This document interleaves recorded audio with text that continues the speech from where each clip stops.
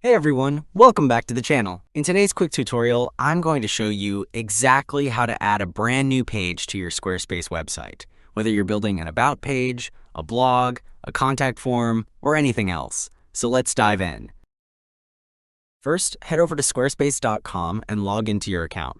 Once you're inside your dashboard, click on the website you want to edit. Now look at the left-hand menu and click on Pages.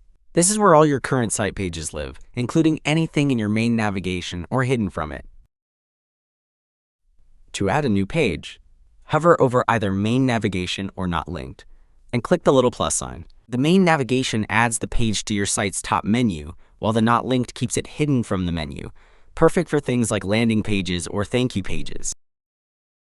Now you'll see a bunch of options.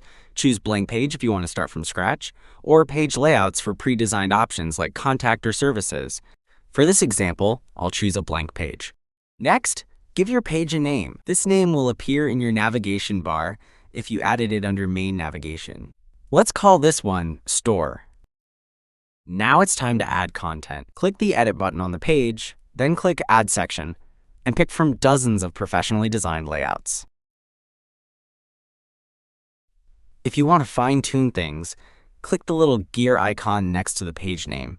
Here, you can change the page title, edit the URL slug, add SEO metadata, hide the page from search engines, and even password protect it.